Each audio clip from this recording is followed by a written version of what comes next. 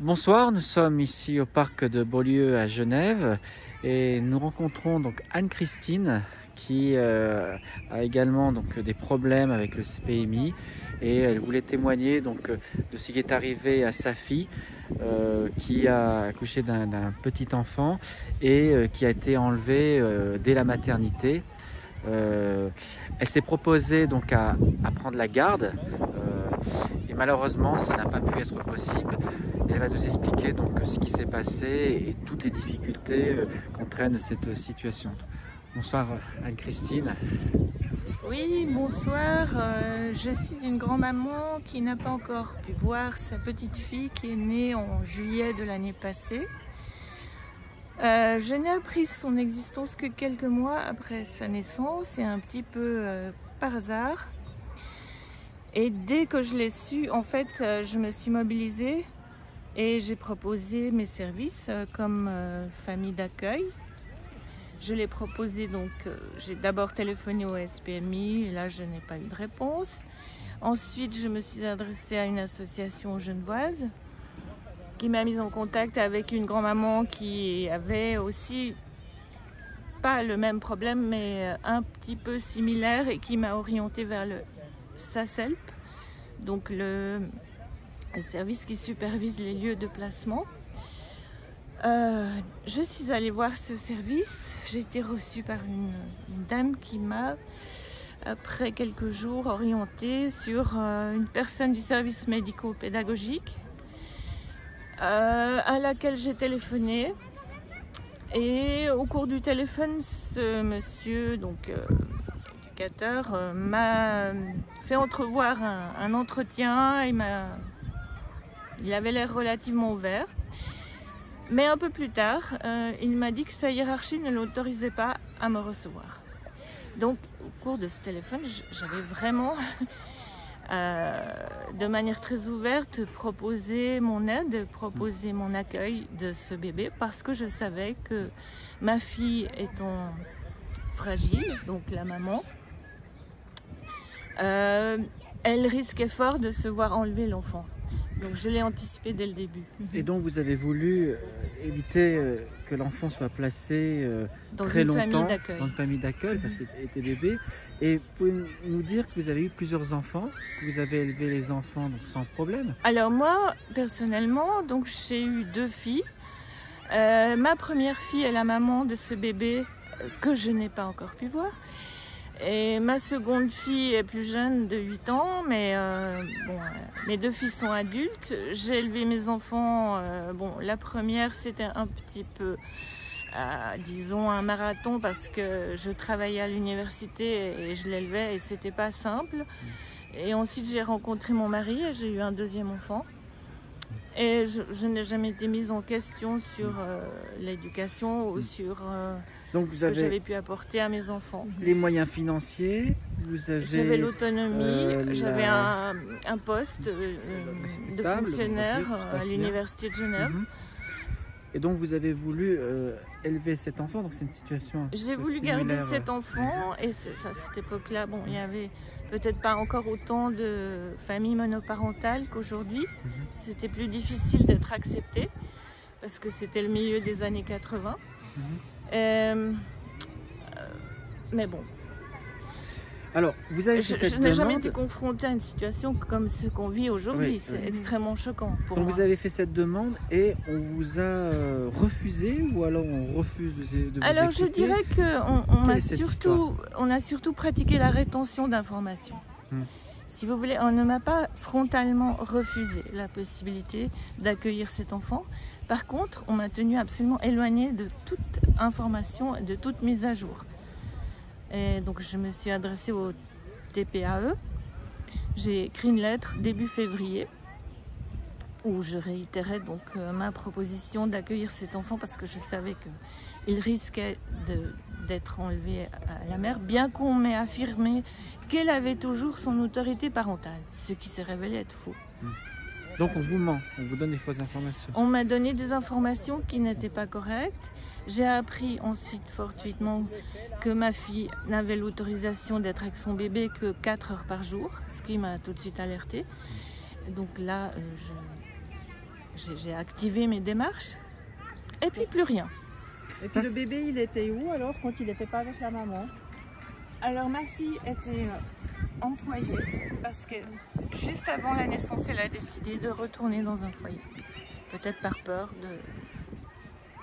de ne pouvoir assumer toute seule, mais elle savait très bien que j'étais prête à faire tout le nécessaire. Cet enfant, il a quel âge maintenant?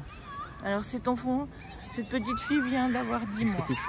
Et ça veut dire qu'il a été placé Elle est née immédiatement. mi-juillet. Elle est née mi-juillet 2019. Et j'ai appris tout à fait fortuitement, encore une fois, j'insiste sur cette rétention d'informations extrêmement toxique. Donc, qu'est-ce que je voulais dire? On en était où là? Donc vous avez de la rétention d'informations, c'est-à-dire que vous êtes la grand-mère et on vous interdit également le droit de visite. Je n'ai aucun droit de visite. Donc vous n'avez aucun droit. Oui, si vous voulez, j'ai un petit peu zappé parce que c'était un souvenir tellement désagréable que le moment où j'ai appris que ma petite fille était dans une famille d'accueil.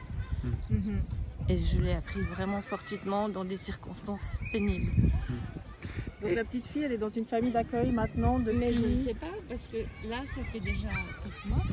Et donc, au moment où j'ai appris ça, elle avait peut-être 4 mois et demi. Et maintenant, elle est peut-être adoptée, je ne sais rien. D'accord. Ah mais c'est terrible, c'est-à-dire vous êtes la grand-mère, c'est une histoire vous n'avez aucune information.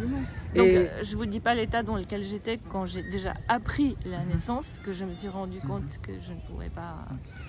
Donc chaque fois, en fait, vous apprenez, vous recevez les informations en retard quand tout a déjà été organisé et fait, en fait. Je pense que c'est une stratégie voulue, oui. C'est-à-dire ils ont pris l'enfant et ils veulent pas vous le rendre. Voilà.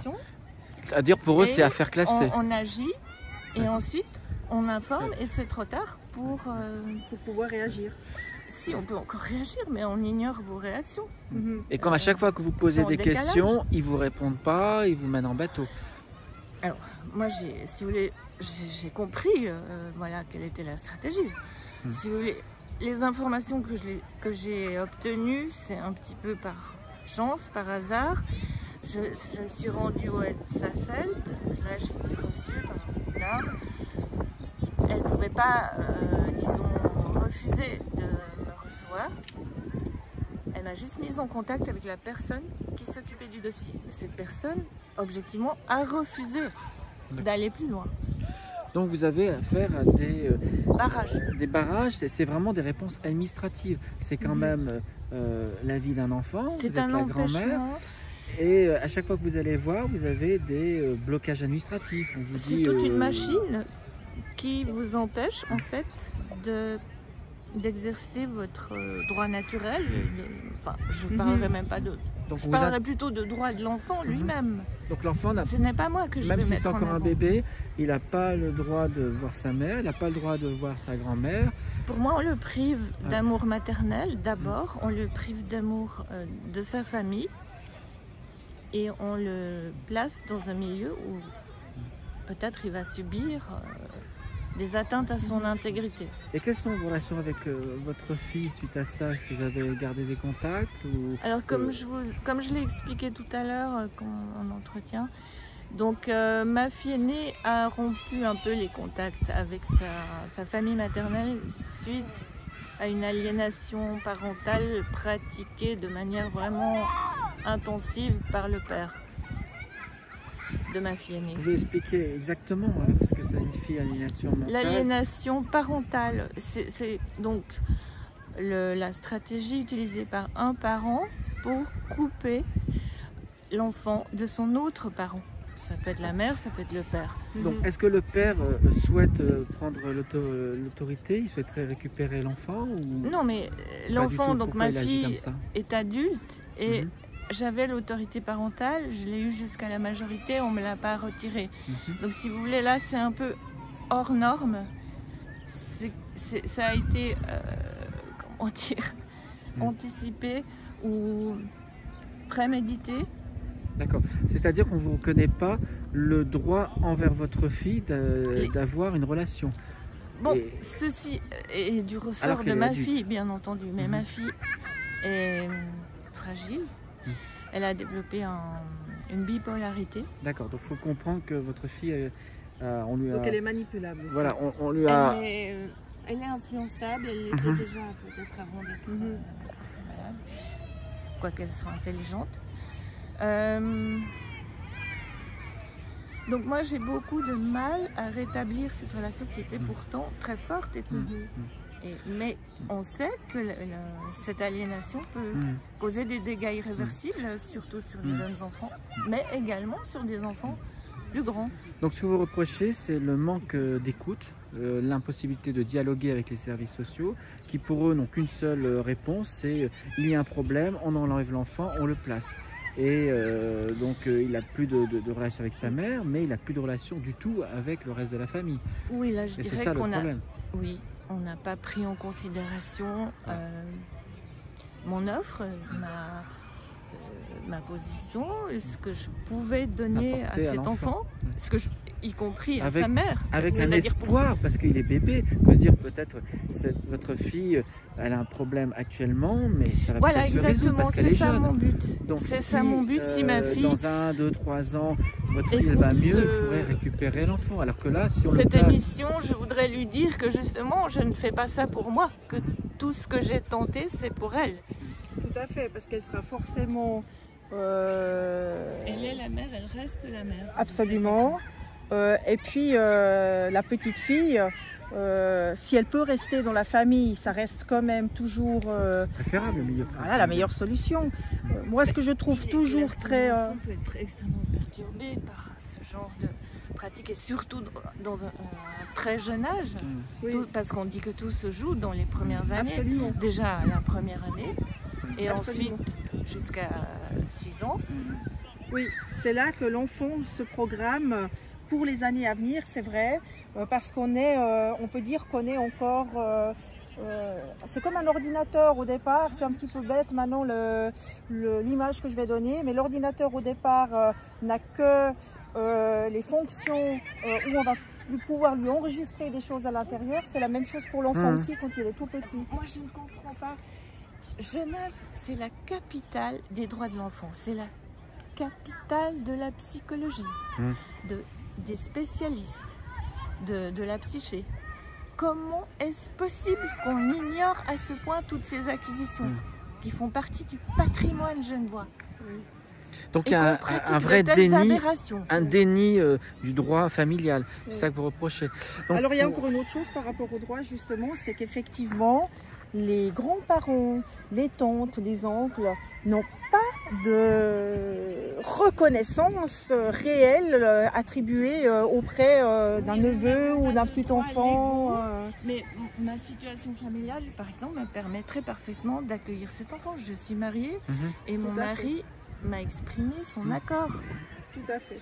Mais en fait, vous n'avez même pas franchi la première étape, c'est-à-dire que vous pourriez proposer, on pouvait dire oui ou non. Là, de fait, on vous fait comme si vous étiez parfait inconnu. Or, je ne suis pas la grand-mère de cet enfant, je ne suis personne. Donc c'est ça que vous dénoncez. Aujourd'hui, quelles sont vos actions, vos moyens, vos revendications? Vous pouvez nous dire ce que vous avez fait? J'ai cru comprendre qu'il y avait une pétition, il y avait certaines choses que vous êtes rapproché d'associations aussi. Voilà, j'ai une pétition effectivement sur change.org qui s'intitule Privé de sa famille maternelle, que vous pouvez trouver et que vous pouvez signer et partager. À part ça, j'ai pris contact avec quelques associations de défense contre les tutelles et curatelles abusives. Vous avez essayé de voir avec la justice, prendre contact avec un avocat Donc je me suis adressée au TPAE, mais jusqu'à maintenant, je n'ai eu qu'une réponse formelle disant qu'ils demandaient le dossier au SPMI et plus rien. Donc en fait, vous êtes bloqué au point de vue administratif, ils ne font pas leur travail. Et puis évidemment, avec l'histoire du coronavirus, c'est également le prétexte pour dire que les services sont ralentis. Et on ne vous répond pas. Bah, écoutez, oui, non, mais pendant ce temps, les services informatiques, le courrier électronique pouvait très bien passer. Hein. Absolument. D'accord. Bien, merci Anne-Christine pour votre témoignage. Merci à vous. Ce qu'il faut dire, c'est que malheureusement, vous n'êtes pas un cas isolé. Beaucoup de gens ont le même problème. On a évoqué le problème avec Lucie et le petit Enzo. Là, c'est quelque chose de similaire. Sauf que vous n'avez pas pu prendre, on vous autorise même pas. C'est encore plus douloureux quand on vit avec l'enfant. Et donc il y a des, je ne sais pas les chiffres, mais certainement des centaines ou des milliers de dossiers en Suisse, particulièrement à Genève. Et ce qui est d'autant plus regrettable, c'est qu'il y a une omerta